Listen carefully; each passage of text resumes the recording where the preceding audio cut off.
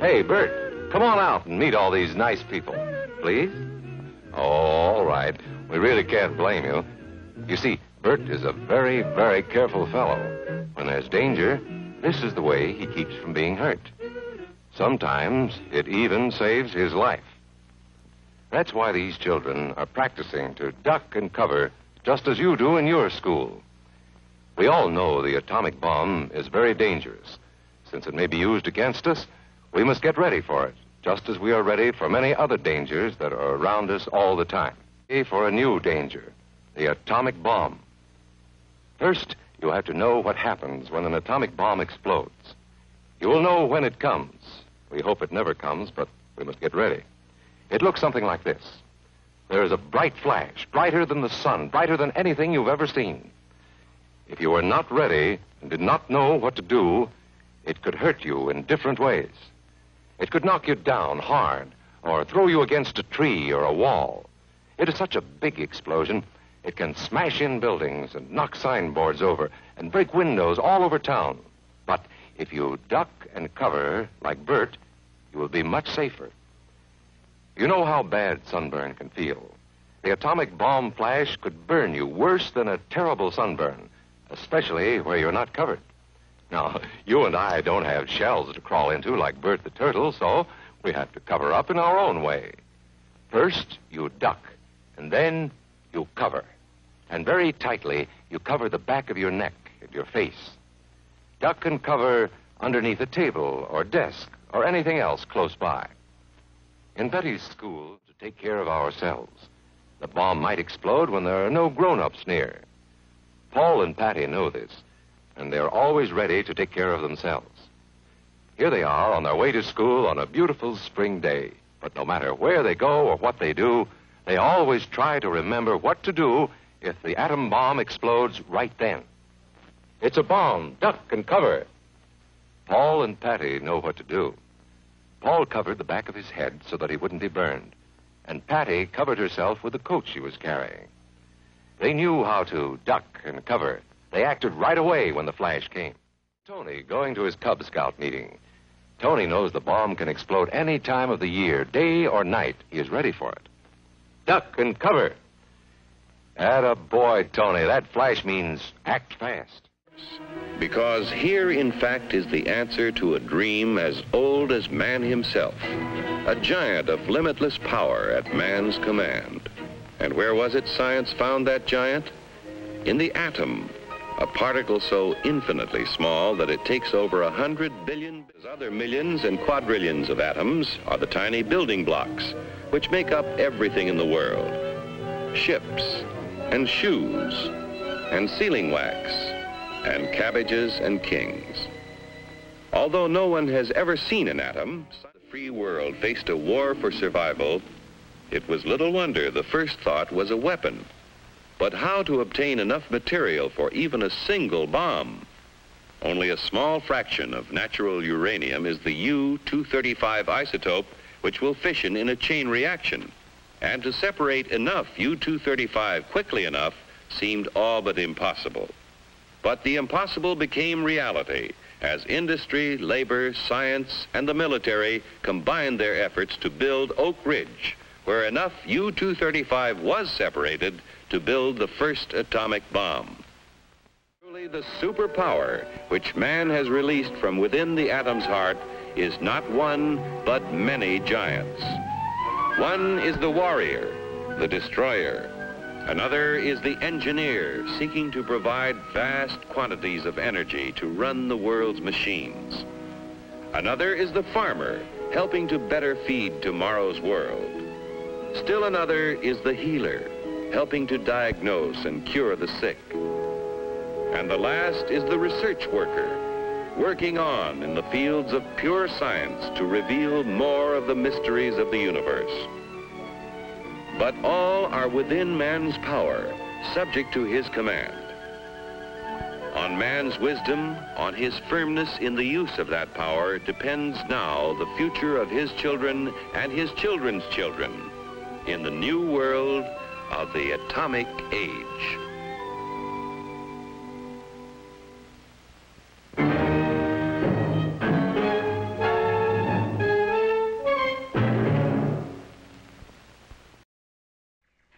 Mrs. Andrade, isn't it true that everybody's being uptight about those freaky chromosomes? Isn't it true that most scientists don't agree on chromosome breakage? Besides, does it matter as long as I don't drop any acid while I'm pregnant? If LSD won't kill my chromosomes, the pollution in the air and water will. So what's the difference? The difference is we're talking about two different things. We know that if we don't take LSD, we won't damage your chromosomes. All scientists know that it's too soon to know exactly what the damage will be, especially to your children and your children's children. But water and air pollution are killing us anyway. Well, that could be. But I don't agree that we should just sit back, swallow some acid, and say, well, man, pollution's going to kill us anyway. This time the whole country is worried about pollution, and things are being done about it all the time. How much are we doing about it if all we do is complain and swallow a drug? Not much better than bad people doing bad things about our water and air. This world's in bad shape, but it's the world that your generation is going to have to run in the next 10 to 30 years. So what kind of preparation is LSD, STP, DMT, peyote, mescaline, or marijuana for what you're going to have to do to straighten it out?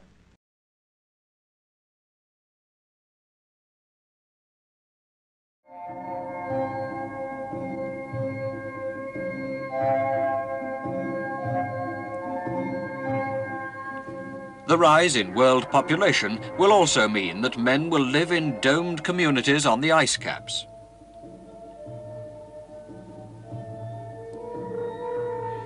In this world of tomorrow, overland communities... In that world of the future, we will not be the only intelligent creatures.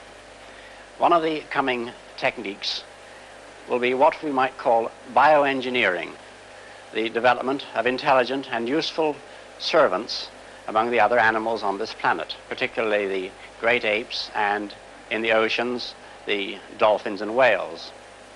You know, it's a scandal of which we should be thoroughly ashamed that prehistoric man tamed all the domestic animals we have today. We haven't added one in the last 5,000 years.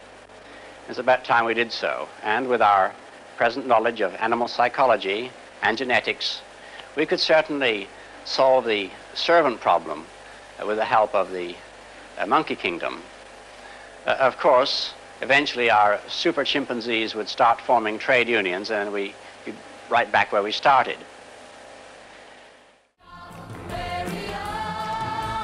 Watch this man. He's a bank messenger. Walk 3, Lloyds Bank give us 2 million at 5 5/8. I've also been to Williams and Glyn's, who tell me that... He's using a new radio telephone that operates just like a normal telephone extension in the office. To contact the exchange, you touch this button, and a dialing tone tells you you're through. Touch the other buttons in turn to dial your number, waiting between each one for a clear signal. Using this system, you can speak directly and privately to any number, anywhere, that you could reach from your office phone. One new application for television is in banks. Without going to this code.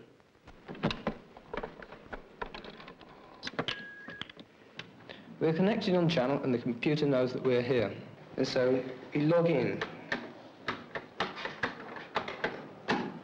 And then our code name. We now wait for it to respond. The best way to learn is by practicing on a computer terminal. Can we have a go?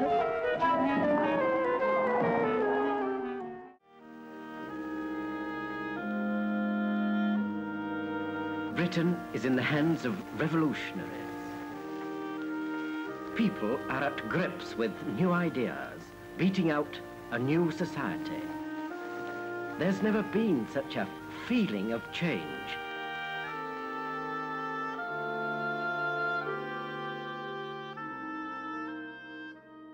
What sort of future do you think we're heading for? The year 2000 AD, say, a mystic date, but it's only 32 years away. How will we live as we slip into the 21st century? There will be a population of 65 million, rather than today's 55 million. Most of this population will live in complex cities, and sophisticated new forms of building must be developed to shelter us. We'll spend all our time in cities, except when between 10 and 20 million may want to travel overseas to vacation on the hot beaches in the sun, rather than the 2 to 3 million who travel overseas today. Think of the transport and accommodation we must develop to cope with this change. We shall assume a peaceful world and plan on that basis. The communication satellites will make it as cheap to telephone Africa or Australia as to make a local call. We will be able to choose the sex of our children. We'll pick out children with high mathematical ability and give them special training and help to control the computers, which will be the basis for progress.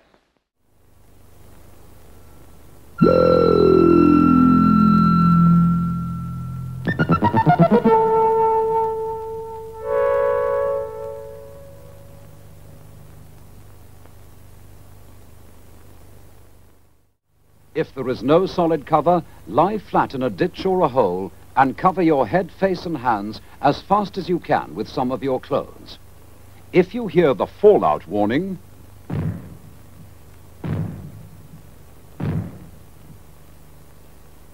seek the nearest and best cover as quickly as you can. But before entering the building or cover, brush or shake off any fallout dust you may have picked up and get rid of it. We have told you how to choose a fallout room in your home. The best place is farthest away from the roof and outside walls.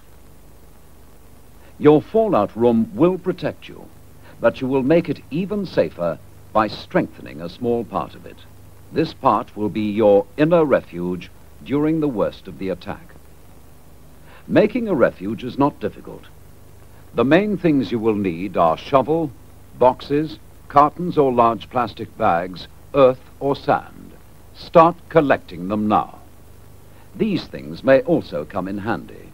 Hammer, saw, screwdriver, nails, screws, string or thin rope, scissors or penknife.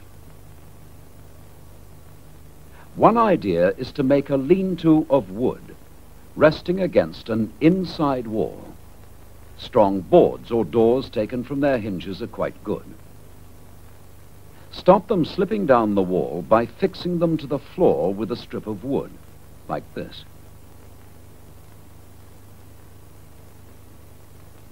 Then cover the wood with bags or boxes filled with some heavy material, like sand, earth, books, or rolled up clothes.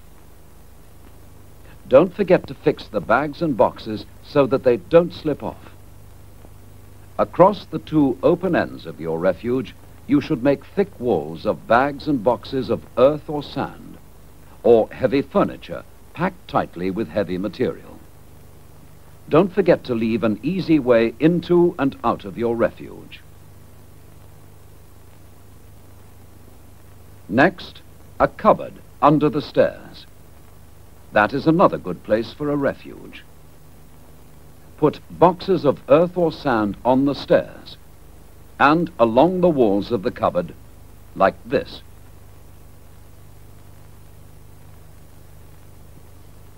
If the stairs are on an outside wall, make the wall thicker with bags of earth or sand. Stack the bags up to a height of about 6 feet.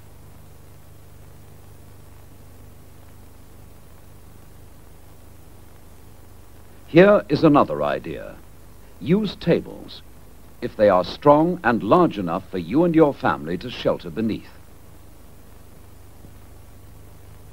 Make solid sides around the tables out of heavy furniture, boxes filled with sand, earth, or books. If you can, lay strong boards or doors across the top and cover them with bags of heavy material. This will make a good roof over your refuge. If you live in a caravan or other building of lightweight construction which provides you with very little protection against fallout, your local authority will be able to advise you on what to do. Whatever type of refuge you have, the main thing to remember is that the more heavy material you have around you, like earth or sand, the more chance there is of saving your life.